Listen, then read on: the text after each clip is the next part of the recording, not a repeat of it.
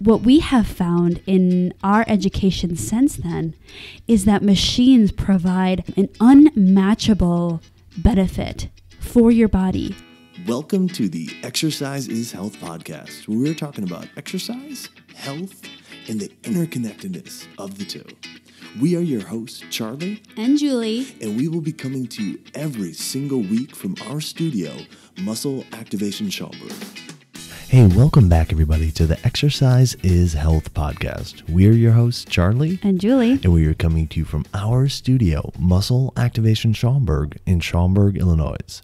Now, at Muscle Activation Schaumburg, we believe your health is your most valuable asset.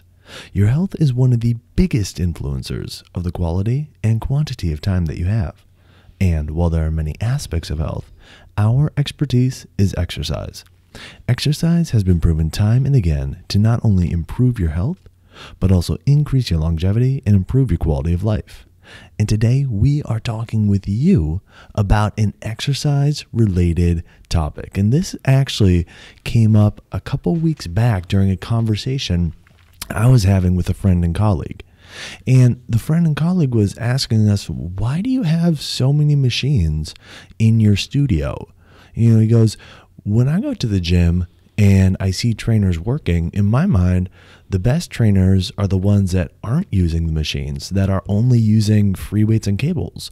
He goes, but I really respect the work you guys are doing. Why do you have so many machines? You know, why do you choose to use machines with your clients when so many others that I view as, you know, the top level trainers actually steer away from machines and choose to use free weights, choose to use cables? So we want to answer this directly because we at Muscle Activation Schaumburg hold the belief that actually the opposite is true, that the best trainers understand how and when to use machines with their clients.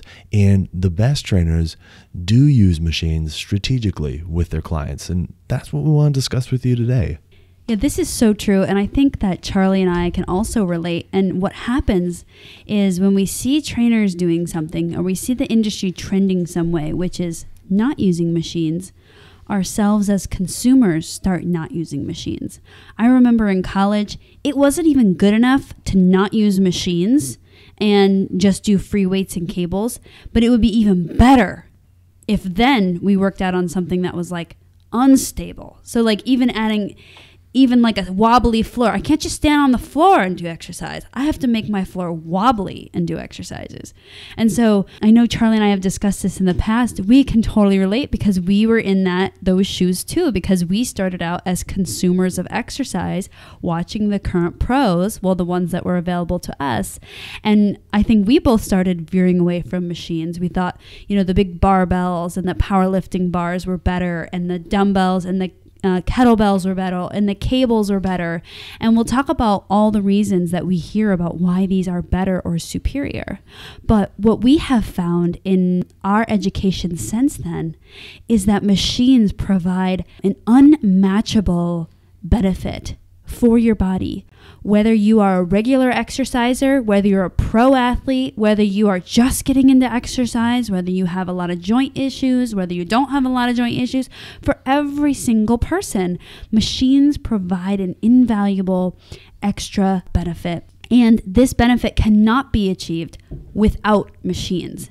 We also hear this a lot from individuals that just want to work out at home. Now, working out at home is better than not doing anything, right? But if we were going to choose and say, hey, Julie and Charlie, what would be like the ideal program here? Machines would be a huge part of it. So we really have to dive into this because we want you guys as listeners to start opening your minds to this, because this topic, to be honest, I know every time we podcast, I feel like, so that was probably a brand new idea for everyone. This is going to be a brand new idea for you because no one is talking about the benefits of machines. Everyone's talking about the benefits of dumbbells, the benefits of cables, the benefits of kettlebells, the benefits of standing on unstable surfaces. And so we have to really understand this. And the reason it's so important to understand this is because when we're exercising, the more that we can understand our tools, the better we can use them to our advantage. what often happens is that we see the tools, we can identify the tools, and then we label them as good or bad, or superior and inferior, or beginner and advanced. So better understanding will better help us give some depth to understanding these tools. And Julie, I'm sitting here kind of laughing to myself as you're talking, because I am reflecting on a conversation I had very, very early on in my personal training career with my manager at the time. And, I was a relatively new hire, and she was asking me kind of what my impression was of working there and how I was liking everything. And I came from a sports performance background. Everything was more powerlifting based and, what we might consider to be more functional training based. And I remember asking her, I don't understand, or I remember saying rather, I don't understand why all the trainers here are putting people on machines, and, why aren't they using cables? Why aren't they, using free weights? Why are they just putting people on machines? I don't get it. And I was saying it, less from a curiosity standpoint and more from a what are they doing kind of standpoint. Like, aren't they screwing everything up by putting people on machines? And I think that's a viewpoint that a lot of people hold. I mean, maybe I'm the only person that thought that way, but based on the conversation I had with my friend a few weeks back, I'm clearly not the person or the only person that thought that way. And it's a very widespread thought within the fitness industry that if you're going to get on machines, it's going to undo everything that you've ever done in your life from, a motor control standpoint, which is nonsense. Or the idea that was brought up in the conversation of, well, the best trainers don't need to use machines. And it's like, no, that doesn't make any sense either. And so I've definitely been where the majority of people are at. And I think as you were saying, you have as well. So I think we can empathize with where they're at and hopefully shed some light as to, one, the major points are often brought up when it comes to not using machines and why not using machines would be a superior way of training, and then refute those points and offer some insight into how we're now thinking about it. And I think sometimes our ideas come from words that people have said about workouts. And one of our favorite instructors, Tom Purvis, and I'm sure he got this from somewhere, calls those sound bites, meaning you hear the words all said together and they resonate with you. Cool. But then there's zero questioning of it after. For example, there are some workouts out there and they're like, well, if you do this workout, your body's going to turn into more like a ballerina body. And then we think, oh, that workout means ballerina body. And instead of analyzing the motions, analyzing the forces, analyzing how that's impacting your body, we say, this is ballerina body workout. Or it might be, well, if you do these workouts, you get really relaxed, you get long, lean muscles rather than bulky, short ones. So we start labeling that workout as the long, lean type workout. And that's our soundbite that's related. Or maybe you do the type of workout that's more primal and functional. So you become more of a primal, functional human. And now you've labeled that type of workout as a primal, functional, movement maker workout. And no matter what kind of, maybe you're doing like a boot camp thing and you're like, well, we're training like the army and then in the military because they're like the bomb, they're the bomb. And so, they can handle anything. I just want to be ready to do anything. So what I'm trying to highlight here is that a lot of times in the fitness industry, we connect with sound bites. We connect with things. We connect with words. And once we know those words, we dismiss everything else. And a lot of those come up when we have this discussion of non-machine versus machine, like the word functional that we're going to dive into, CNS recruitment, and, I'm stable, we're going to jump into these, but remember these words that we're saying, they're all sound bites. And today we're going to be dissecting them and really trying to understand what does this mean exactly?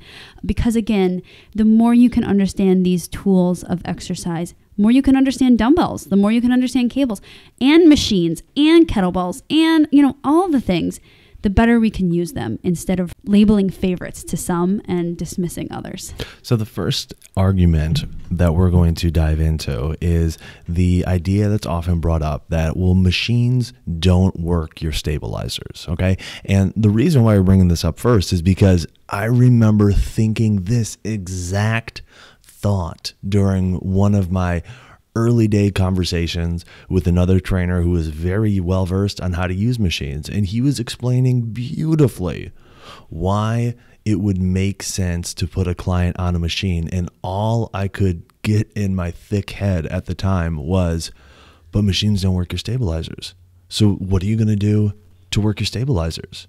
And again, I can't help but laugh at myself for having that thought go through my head. And I think it's missing highlighting rather, one of the biggest fallacies out there, the idea that certain muscles are stabilizers, and that's really not true. Every single muscle within your body has the ability to move and has the ability to stabilize a joint. Or, in other words, every single muscle within your body has the ability to move a joint, and every single muscle within your body, therefore, has the ability to prevent motion at a joint. In other words, stabilize that joint. So if you're getting on a machine and you're working your muscles, yes, you're working what you might consider to be your movers, but your movers are also your stabilizers, because they can help to prevent motion at that joint if they are able to create motion at that joint. So the whole idea of, well, machines don't work your stabilizers, it's a little bit of an ignorant thought, because that would require stabilizers to be there in the first place. To exist. Right. And unfortunately for that argument, they don't. Yes, and we mean that by there are no muscles that are strict stabilizers. And just what Charlie said, muscles do both. They stabilize and move. Every movement requires other areas to not move. And in addition, if we are going to create the argument that we do need to work stabilizers, Charlie and I would then agree. We do need to work muscles that are being stabilizing in one exercise and not movers in that same exercise. The thing when you're stabilizing, it means your joint is not moving, which means that muscle is not changing length. To get the biggest benefit to the muscle, we want to see a full range of motion challenge to that muscle. So if you aren't using stabilizers to stabilize while you exercise, maybe that means you're using a machine, then we're going to hit it some other exercise anyways. We'll get that muscle activated in a different exercise anyways. So I think it would probably be even more potent anyways, because you're working the full range of that muscle that was once a stabilizer. So instead of thinking about them as I have to activate my stabilizers for every exercise, let's just get it a little bit more targeted and think about the muscle you're actually trying to target. Now, another argument that comes up is the idea, well, with machines, you are moving along a fixed path and you're only really moving one joint versus, more free weight exercises or functional exercises. They're these like compound movements and you're moving a whole bunch of joints, and it's this like total body exercise. And there's some accuracy or some semblance of accuracy within that analysis, or there could be. I mean, look, if you're standing and doing a biceps curl and you're only moving around your elbow, well, you're just moving around that one joint as well. And so same idea as if you were on a biceps curl machine, you're just moving around that one elbow joint. But the whole idea of, well, with free weights, you can do more compound movements, and with machines, you're going to do more single joint movements. And with compound movements, because, you're bringing in more muscle tissue, more areas of the body, then that must mean, you're going to get a better pump. You're going to get, a better response to the exercise.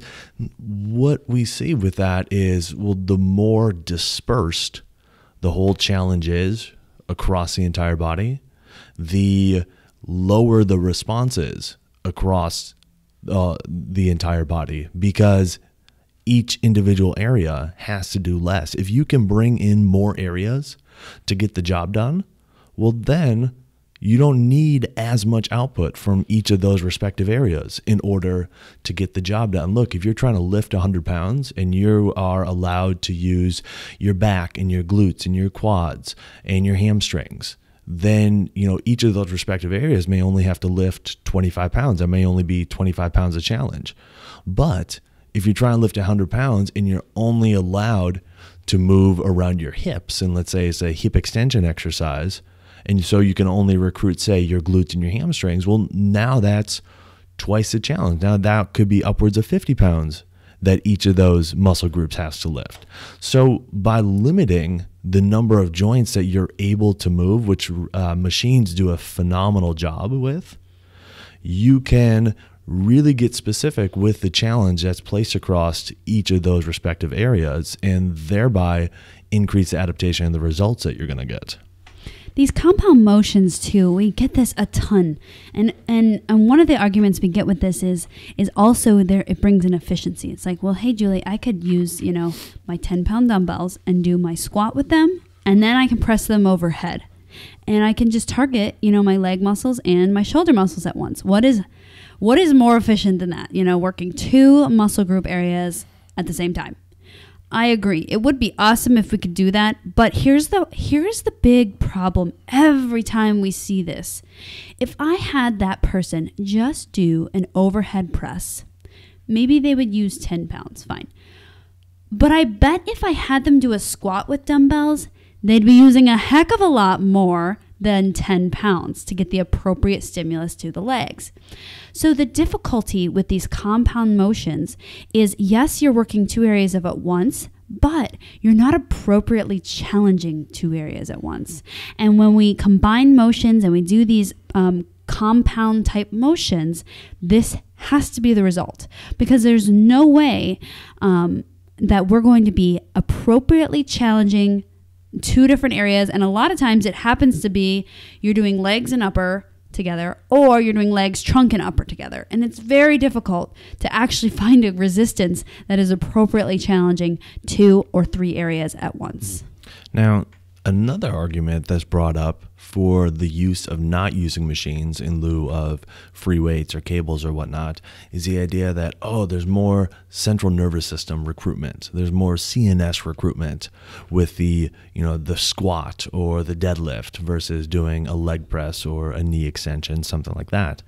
And what's interesting is often how CNS recruitment is measured is, putting a bunch of electrodes all over the body and seeing how great of an amplitude the action potentials generate, that are going to each respective muscle group. And it's like, okay, well, yeah, if you are recruiting more groups of muscles throughout the entire body, that's more for your central nervous system to have to coordinate. So yes, if it's sending signal to your trunk muscles, if it's sending signal to your leg muscles, to your hip muscles, to your lower leg muscles, maybe even to your upper body muscles, then yes, there's going to be a whole bunch of CNS recruitment or activity or whatever you want to call it going on.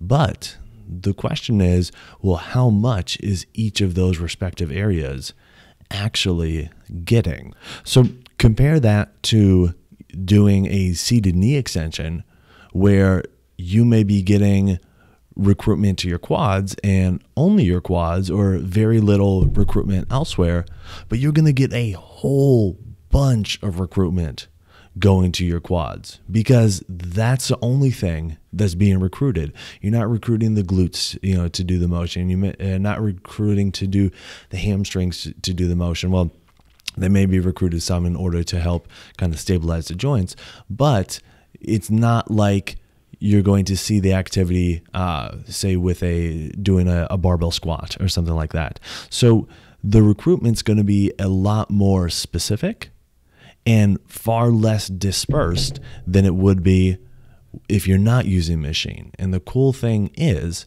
the more recruitment you get from a specific area, not total recruitment throughout the entire body, but recruitment from a specific area, that in part dictates the results you get from that area. And so the more recruitment you get from an area, the more results you can get from that area. Yeah, and I think, again, another one of the sound bites we get is like, the more you recruit, the better the exercise must be. And that's actually a big problem for a lot of people.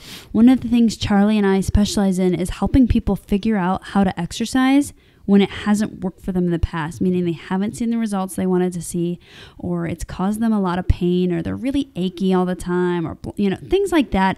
And what we find is that these types of exercises, when they're just using dumbbells, just using cables, just using kettlebells, and just using bands, maybe at home or something, that because the recruitment is so high and so non-specific, like what Charlie said, is very dispersed, that this can cause a lot of issues, because often we find that people have an issue somewhere. And so when we're not controlling what's being worked and what's not being worked by doing this almost total body CNS muscle recruitment type thing, it really can flare people up. So this is one way that we've actually put it into practice, is that we can take exercise from being this very like total body type thing every single exercise, and really start to create some better options for people like this. And then the last point that we're going to talk about, as far as generally speaking, why most people think that you should steer away from machines and go more towards free weights or cables or something of the like, is the idea that, well, free weights and body weight and cables, all those are functional, and machines, those are not functional. And again, I can't help but chuckle, because I am brought back to my former self when I first started training, and the question always comes up: well, what in the world does functional actually mean? And if you are doing an exercise to try to create an adaptation that allows you to do an activity that's not the exercise, if it allows you to do a completely separate activity better, well, the machines are far and away going to be superior to that, because machines are going to allow you to get really specific with the challenges being created, which means you can get really specific with the adaptations that are being created. And unfortunately, so often what we think of as functional exercise is exercise that mimics, or exercise that looks like the activity we're going to do, but we just added weights to it. It's like, if we want to, practice our golf swing and get better at our golf swing, a functional exercise might be doing like a golf swing with a cable or a golf swing with a tube. And anybody who golfs knows that that's actually the worst possible thing that you could be doing to try to improve your golf swing. It will massively screw it up, even though it looks nearly identical. So the idea that, one exercise looks like the motion or the activity you're going to perform is no indication whatsoever of how much that exercise will or will not actually help you do that activity. Yeah, I follow a couple fitness pages, and one of the things I saw recently was a group of pregnant women doing functional training for getting ready for baby. So they were doing things like the out of crib lift. So they would reach over something, pick up a weight, and bring it back over, almost like getting a baby out of a crib. And then they would do the unilateral hold. So practicing holding something on their hip like it was a baby. And so just like what Charlie said, this is a lot of mimicry. But if we actually look at what creates function, the thing that creates function is being able to have full function at each and every joint. And if you can't achieve full function due to an injury or, a current condition you have, getting the greatest amount of function at each joint. And here's the thing that's the problem, the biggest problem with these mimicry type exercises. Like what Charlie said, I'm trying to get good at golf, so I'm going to take a medicine ball and swing it side to side like a golf swing.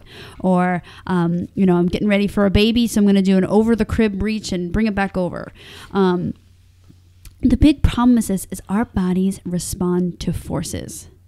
And many trainers, and it's not the trainer's fault, I think we can maybe put this on the personal training certification people, but they don't emphasize understanding forces enough. Our bodies respond to forces. Because the forces of mimicry exercise are very, very, very different than the forces of an actual movement, Number one, it does very minimal to actually help you with that movement. The only way maybe it would help you is that you're moving and you weren't moving before. So moving is better than not moving. But the most potent way is to actually work on the function of each and every joint, not to work on the function of a motion, meaning an external look. So now that we've discussed maybe the 4 more prominent arguments as far as the idea of why to not use machines, we want to turn the tables and we want to talk about why we believe the best trainers use machines. So Julie, why don't you start us off with this first idea that we want to talk about as far as why the best trainers utilize machines? The first beautiful thing that machines provide that is very difficult to construct with dumbbells, cables, bands, things you can do at home without machines, is that machines provide a large level of specificity. When we say specificity, we mean specificity of challenge, specificity of stimulus, specificity of joints that get to move and not move, specificity of tissues like muscles that get to be involved and not involved, and specificity of motion. So the reason that specificity really, really matters is because the more specific you are with how you're moving, the more specific the results you get. Kind of like what we had touched on before. We had said when the challenge is dispersed all over the body, your total body has to be recruited. Because if you think every time you move an area, your body has to not move the other areas. What machines provide is that you're able to be more specific with how you're moving and what's being challenged because other areas don't have to worry about what's going on. They're sitting in a chair or they're being strapped down by a belt. So this specificity piece is huge. We also brought up that point where we have a lot of clients, and if you're over the age of 50, you probably have something like this going on. You have an issue somewhere. You have a former injury, you have a past surgery, you have arthritis developing somewhere. Sometimes we even see this in people in their 30s. So being specific is really nice because you can really challenge areas without flaring up the other areas. So you can have exercises that are biased to one area and not another. Whereas with dumbbells, cables, all the ones we've listed already, it's very difficult to create this bias. I think that after years of studying this, I feel like I could maybe, but it's very uncommon that we see trainers really thinking through this and creating an exercise that is really biased and so that it's really subjecting the correct tissues and the correct joints and muscles. Well, and not only that, not just the trainer setting up the exercise, but the client's ability to execute the exercise. I think that's such a difficult aspect of using barbells, using free weights, using cables, is getting clients to not move what they're supposed to be not moving and only move what they're supposed to be moving. And so what, like you were saying, you end up getting is just a whole bunch of compensation and something that at a 10,000 foot view kind of looks like the original intent of the exercise, and the client kind of feels it where they're supposed to be feeling it, but they really feel it everywhere, which obviously makes the exercise superior than, you know, just feeling it in the one area. And so it's like, wait a second, wait, what is going on here? Because that whole entire exercise just got ruined because the client doesn't understand how to not move certain areas. And that is a really, really, really difficult thing to try to teach a client. And unfortunately, I think most trainers inappropriately try to progress clients too fast with the free weights, with the dumbbells, with the cables. And as such, the client's results get sacrificed because the clients have no idea how to coordinate not moving certain areas, because their brain the whole time is trying to compensate and figure out how to make this thing easier. And as an exerciser, you're actually trying your hardest to go against that idea and keep everything really difficult for yourself. So here's an example.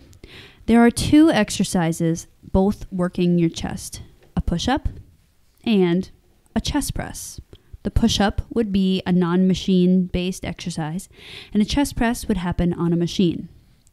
First of all, half of you listening are probably thinking, yeah, I get this example because I can't even do a push-up. That's right. So there's a big barrier to being even able to do the push-up. So if you can't do push-ups, does that mean your pecs and your chest muscles just shouldn't get stimulated? Well, of course, you could go on your knees. But here's the thing. When you're doing a push-up, are you supposed to move your butt up and down, side to side, change your legs around, wiggle and wobble everywhere? No, you're supposed to keep all that stable. To keep all that stable, aka not moving, you have to activate your core like crazy, your hip flexors like crazy, your feet muscles are being stimulated in a funky way, and your toes are being curled literally backwards. And so while you're working your chest, and only your upper body, shoulder blades, and arms will be moving, you're having to work on not moving the other parts. And so can you see how this is like a very total body, and maybe not total body, but a lot of muscles involved? And the problem with that is it completely distracts you from working your chest muscles or your pec muscles. Whereas on the chest press, you're able to relax a lot of other muscles. You're able to position your scapulas in a certain way if you do choose to do so. And you're able to push the weight without having to think, well, what's my core doing? What's my butt doing? What's my toes doing? Are my toes cramping now? Oh my gosh, my calves are hurting now. Okay, so there's this big distraction piece. So if you compare a chest press to a push-up, number one, more people can do a chest press, but number two, the chest press is so much more specific. So there are a lot of benefits that go along with this increased specificity that we had addressed upon before, and then we'll continue to dive into that. But that would be just an example of the comparison here. Yeah, I really like that example. Well done. Thank you. Yeah. Now, the second reason that we want to talk about as far as why we really favorably use machines with our clients is that it will provide the machines, if they're built well, which is a big caveat. If, okay, most machines are iffy at best. So make sure you find a trainer that knows how to understand and analyze machines. And a gym that has good equipment. Not pretty equipment, good equipment. Which usually looks old and beat up because the older stuff is way better. Yes. So if a machine is well built, it will provide a more appropriate challenge throughout a larger range of motion. Okay? It will provide a greater challenge throughout a larger range of motion while you're doing the exercise. Why is this important? Because being challenged while you're doing the exercise is the entire reason why you're doing the exercise in the first place. When you're using free weights, when you're using cables, when you're using kettlebells or anything like that, there's one specific part in the range that's usually really challenging. And typically what people do is they feel that challenge coming on and they use momentum to fling the weight through that really challenging piece so they can get to all the other areas that are not that challenging.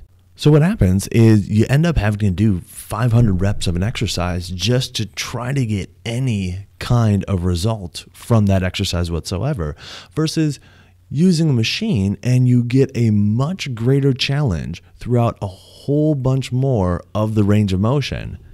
And you can use less exposure to that challenge because that challenge is a whole bunch greater. So what does this mean? It means you need less time doing it.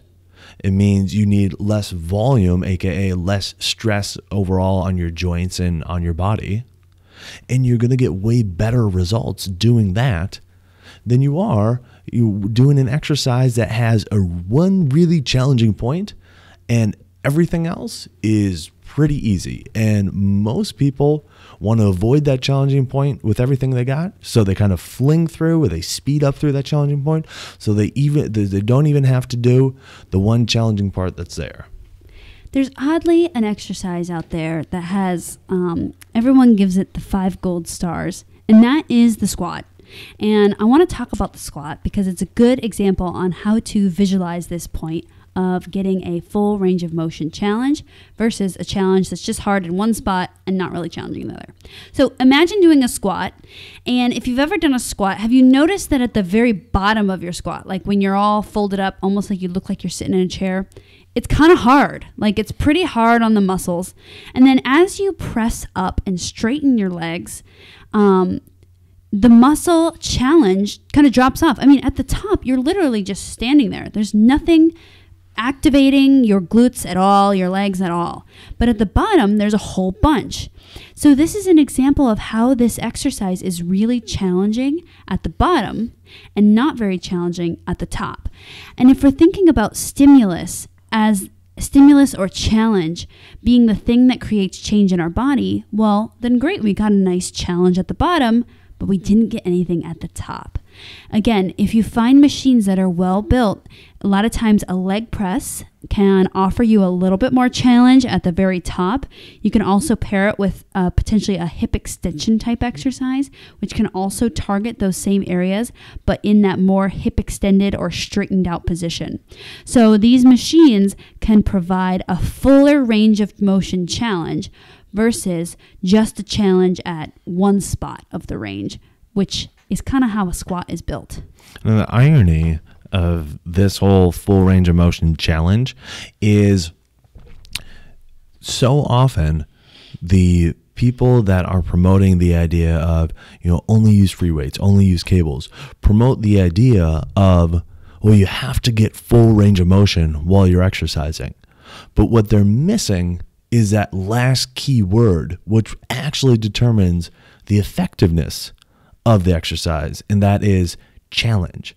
Yes, a full range of motion is really nice, but what actually makes that full range of motion worthwhile is a full range of motion challenge. And that's not something that you're going to get doing dumbbells, free weights, cables, etc. Our last point is that machines provide something called restraint and support. So the chair on a machine can be a restraint or a support. Seat belts on a machine can be a restraint and a support. You might even have gone to a machine and thought, oh, I won't use the seat belt because that's for beginners. But actually, oftentimes it's either a restraint or a support that's providing something of value. So machines have a lot of restraint and support. And what this helps with are, number one, the first 2 points that we already pointed out. It really helps with specificity. So it holds areas of your body down that you don't want to be using, or it allows other areas and other muscles to relax while you're working on challenging something else. So restraints and supports really help with specificity. It also helps with getting a more appropriate challenge in your full range of motion. A really good example of this is we've added seatbelts to both our knee flexion and knee extension machines. Why? Because without the seatbelt, you'll feel on these machines that your butt wants to slide forward and back. So a nice execution on this machine would be not sliding forward and back. So if the machine is trying to force you to slide forward and back, well, then you're having to now recruit other muscles to not allow you to scooch forward and back. So number one, that just lowered your specificity. But number two, it also lessened the range of motion challenge, the full challenge during the range of motion. The last point I want to bring up is that, remember, the whole goal of exercise is to challenge tissue. To challenge muscle tissue, we have to be challenging it with weights or force. So on machines, it is so much easier to build up your ability to handle weight, handle force, handle challenge when you're on a machine, because you're not being distracted by everything else. The challenge is specific. You're able to use the appropriate muscles. So this really results, quite frankly, in better results. So these restraints and supports are there for a reason. Use them. Use your back pads. Use the chair. Use the seat belts. Another example of the restraint is a chest supported row, which we just got here at MAS. We've had, a seated row for a couple years now, and we just got one that has a chest support, and it's going to be really fun having our clients play with the difference between the two, doing the row without the chest support and then going and doing the row with the chest support and seeing how much more load you can use when you have that chest support. And more load is, like Julie was saying, going to be more challenge to the tissues that you're trying to target to the exercise.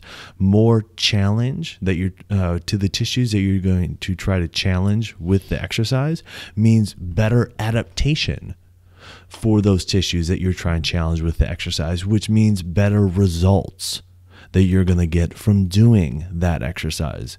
So this whole restraint and support piece is a huge component of machines that you're just not finding in free weights, that you're not finding in cables or using bands or anything like that. Well, hey, thank you so much for tuning in. We so greatly appreciate you spending your time and giving us your attention. Who do you know that needs to hear this episode? Who do you know that's really gung-ho on utilizing free weights and only free weights? This episode might help to shed some light for them on some benefits that they may get by utilizing machines. So feel free to share this episode with them. And while you're at it, if you wouldn't mind, head on over to iTunes and make sure to subscribe first and foremost. So next week, when we have a brand new MAT-based episode coming out, that gets automatically downloaded to your podcast listening platform of choice. But also, if you wouldn't mind leaving us a rating and review, that would be amazing. It's going to help other people find this episode and find all of our other episodes and all the other content that we have coming out. We'll have a fantastic week, and we'll talk with you all next week.